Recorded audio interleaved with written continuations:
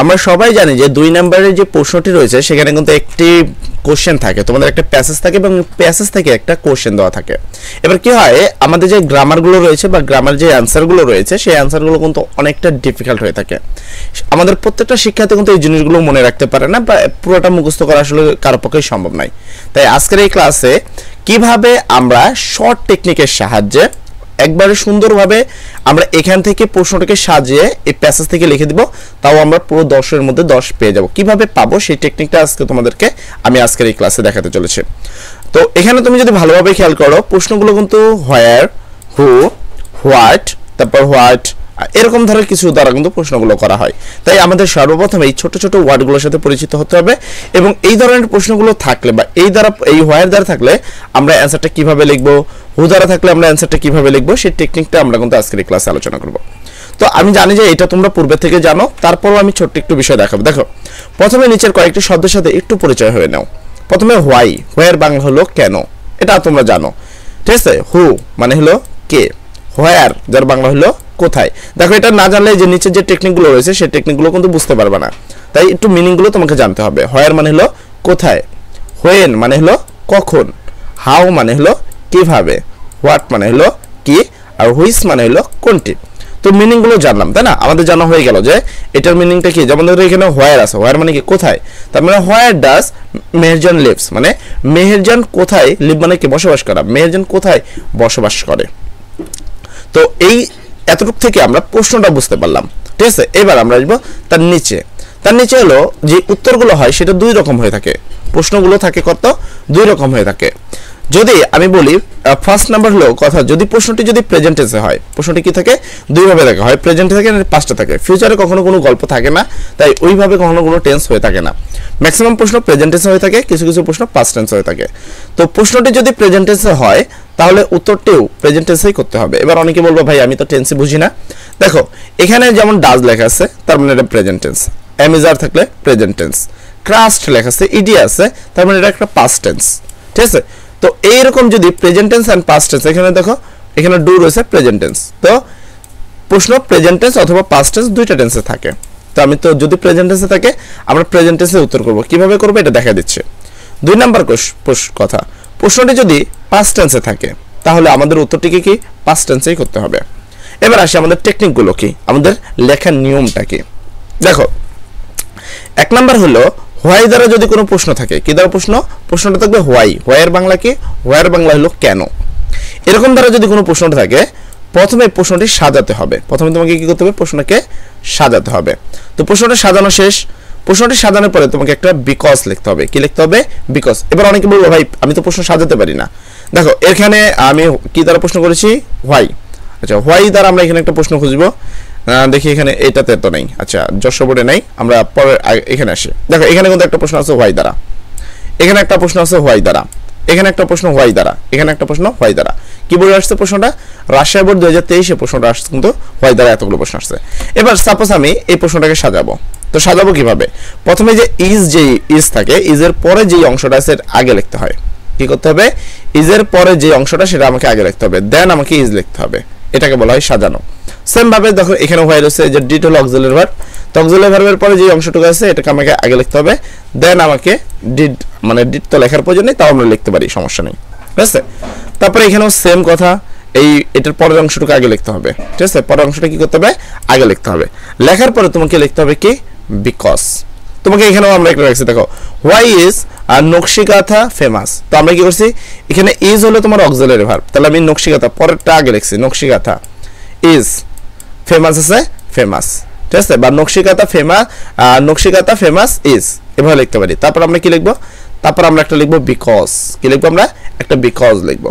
লেখার পরে আমরা এই যে প্যাসেজটা রয়েছে সেই প্যাসেজ থেকে উত্তরটা খুঁজে লিখবো। সাপোজ যদি আমরা এইটা বসি যে কেন তারা তাদের জীবন ত্যাগ করেছিল, তো মার্টি স্যাক্রিফাইস দেয়ার লিভস ইন 1952। তো এখানে দেখো এই জায়গায় কিন্তু তোমরা এরকম লাইন পাবা, দেখি 1952 সালে তাদের যে জীবন আত্মত্যাগ করেছিল, তাই না।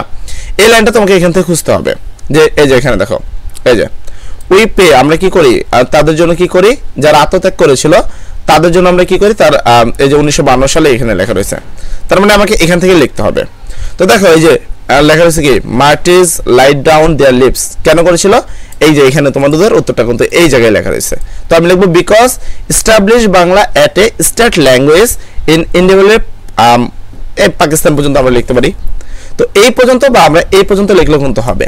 তো দেখো এটার সাথে একবারে সেম টু সেম থাকবে প্রশ্নের সাথে, তোমার কোনো সমস্যা নেই। তোমাকে প্রথমে লিখতে হবে, প্রশ্নকে আগে সাজিয়ে লিখতে হবে। লিখলাম, দেন বিকজ লিখলাম, লেখার পরে প্যাসেজ থেকে যেমন establish Bangla as a state language, এতটুকু লিখলে কিন্তু আমাদের এই উত্তরটা হয়ে যাবে। ঠিক আছে, the Marathi sacrifice their lives in 1952, তোমার কি বিকজ, কারণ কি, এই যে বিকজ এর কারণটা আমরা এই যে এখান থেকে লিখবো, establish Bangla as a state language in independent Pakistan, বাকিটুকু লেখা দরকার নেই, একটু লিখলে যথেষ্ট। তো এরকম তোমাকে কি করতে হবে, প্যাসেজ থেকে লাইনটা খুঁজতে হবে। তারপরে 2 নম্বরে যদি আসে, 2 নম্বর বিষয় কি, 2 নম্বর দেখো যদি হু দ্বারা প্রশ্ন থাকে, কি দ্বারা প্রশ্ন থাকে, হু দ্বারা, হু দিয়ে যদি প্রশ্ন থাকে তাহলে হু এর জায়গায় তোমাকে প্যাসেজ থেকে সেই ব্যক্তির নামগুলো লিখতে হবে এবং প্লাস প্রশ্নের বাকি অংশগুলো হুবহু বসাতে হবে। তো যেমন ধরো আমি এখানে একটা প্রশ্ন করলাম, who is the writer of পাপির বুকস, মানে পেপারস বুক যেটা রয়েছে সেই বুকের লেখক কে। তো শুধু তার নামটা লিখবো, ব্যক্তির নাম হলো পিপার, এই যে লেখা আছে পিপার। দেন এখান থেকে এই হুয়ের জায়গায় আমি এখানে কি করবো, হুয়ের জায়গায় আমাকে শুধু এই ব্যক্তির নামটা লিখতে হবে। লেখার পরে প্রশ্নে যা আছে আমাকে হচ্ছে সেটা হুবহু লিখে দিতে হবে। ঠিক আছে, ইজি টেকনিক। 3 নাম্বার, হোয়ার দ্বারা যদি কোনো প্রশ্ন থাকে, কি দ্বারা প্রশ্ন, হোয়ার, হোয়ার মানে, হোয়ারের বাংলা কি, হোয়ার মানে হলো কোথায়। এই হোয়ার দ্বারা যদি কোনো প্রশ্ন থাকে সেক্ষেত্রে প্রশ্নটিকে প্রথমে তোমাকে সাজিয়ে লিখতে হবে, সাজানো অলরেডি শিখিয়েছি। দেন প্যাসেজ থেকে ওই স্থান বা জায়গার নামটি লিখতে হবে। যেমন আমি যদি আসি এখানে দেখো আমরা একটা এক্সাম্পল ইউজ করি, এখানে বলছে হোয়ার দ্য সেমিনার হেল্ড, মানে সেমিনার যেটা আছে সেটা কোথায় হচ্ছে। তো আমাকে প্রশ্নটা সাজাতে হবে, মানে অক্সিলারি ভার্বের পরের অংশটা আগে লিখতে হবে। তো আমি দ্য সেমিনার হেল্ডটা আগে লিখবো। দেন কি করব, দেন আমরা প্যাসেজ থেকে সেই জায়গাটার নাম লিখবো। জায়গাটার নাম ধরো চিটাগাং হতে পারে, আর তোমার কি এখানে হতে পারে। সাপোজ যদি আমরা এখানে দেখি এখান থেকে কোনো প্রশ্ন আছে কিনা এরকম, কি দ্বারা প্রশ্নটা ছিল, হোয়ার দ্বারা। আচ্ছা হোয়ার দ্বারা এখানে তো প্রশ্ন নেই, নিচে কিন্তু একটা প্রশ্ন ছিল হোয়ার। আচ্ছা আমরা এখানে তোমাদের দেখা একবারে লাইভ প্রুফ দেখাবো, ঠিক আছে, যেন তোমরা বুঝতে পারো। লাইভ প্রুফ এই এখানে দেখো, হোয়ার দ্বারা একটা প্রশ্ন আছে, হোয়ার ডাজ মেহেরজান লিভস। তো তোমাকে এখানে কি লিখতে হবে, প্রথমে তোমাকে লিখতে হবে মেহেরজান লিভস। তো আমরা এখানে প্রথমে প্রশ্নটাকে সাজাবো অক্সিলারি ভার্বের পরে, তো আমি লিখবো মেহেরজান লিভস লিখবো। দেন আমাকে লিখতে হবে কি, প্যাসেজ থেকে এই জায়গাটির নাম লিখতে হবে। চলো দেখি মেহেরজান লিভস এই লাইনটা কোথায় আছে, এই এখানে দেখো লেখা মেহেরজান লিভস। এখান থেকে সব লিখতে হবে না, লিখতে হবে জায়গাটার নাম শুধু। তো এখানে জায়গাটির নাম কি, দেখো এই যে সিরাজগঞ্জ টাউন, এতটুকু লিখলে কিন্তু যথেষ্ট, সিরাজগঞ্জ লিখলে যথেষ্ট। কেউ যদি চাই একটু বেশি করে লিখে দিল। এই যে তোমরা কি করো, এখানে এই লাইনটা পুরোটাই লিখে দাও, কিন্তু এটা কিন্তু লেখার নিয়ম না। তোমার লেখার নিয়ম হলো প্রথমে অতটুকু লিখবা যে প্রশ্ন যতটুকু আছে, দেন জায়গার নাম লিখে দিবা, উত্তর হয়ে গেল। ঠিক আছে, তো এতটুকু লিখলে কিন্তু তোমাকে ফুল মার্ক দেওয়া হয়ে যাবে। আচ্ছা দেন প্রশ্নটা হোয়েন দ্বারা থাকতে পারে, কি দ্বারা, হোয়েন। হোয়েন দ্বারা যদি প্রশ্ন থাকে, কি দ্বারা, হোয়েন দ্বারা যদি প্রশ্ন থাকে, প্রথমে তোমাকে প্রশ্নটি সাজাতে হবে। প্রথমে তোমাকে প্রশ্ন সাজাও, যেভাবে দেখালাম সেভাবে সাজাতে হবে। দেন ইন অথবা টু যে কোনো একটা লিখতে হবে। তুমি যে কোনো কিছু লিখতে পারো, ইনও লিখতে পারো, টুও লিখতে পারো। ইনটা আমি রিকমেন্ড বেশি করি, ইনটা লিখলে বেটার হয়। দেন প্যাসেজ থেকে ওই সময়টা লিখতে হবে, কি করতে হবে, ওই সময়টা। তো when did Bangladesh become independence, সেক্ষেত্রে আমরা কি লিখবো, এই ডিডের পরেরটা আগে লিখবো, বাংলাদেশ বিকাম ইন্ডিপেন্ডেন্স।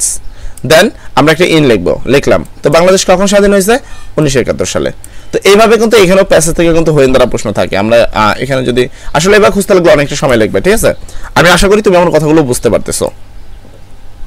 তারপর চলে যাব 5 নম্বরে, যদি হাউ দিয়ে কোনো প্রশ্ন থাকে তাহলে প্রথমে আগে প্রশ্নটিকে সেম ওয়েতে সাজাতে হবে, তারপরে বাই বা উইথ লিখতে হবে, তুমি যেটা লিখবে সেটাই সঠিক। দেন প্যাসেজ থেকে তোমাকে উত্তরটা লিখতে হবে।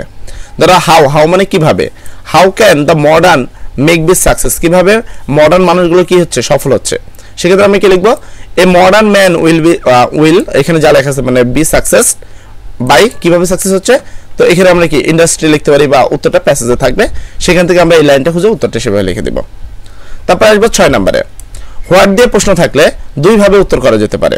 নাম্বার 1, প্রথমে প্রশ্নটাকে সাজাও, দেন প্যাসেজ থেকে উত্তর লেখো। নাম্বার 2, প্রথমে প্যাসেজ থেকে উত্তর লেখো, তারপরে প্রশ্নকে সাজাও, যে কোনো ভাবে লিখলে হয়। যেমন এখানে দেখো, what does the writer means, আমি লিখতে পারি প্রশ্নটাকে সাজাবো অক্সিলারি পরে, the writer means. Then passage থেকে ওই যে বিষয়টা আমরা খুঁজে নেব, হয়ে গেল।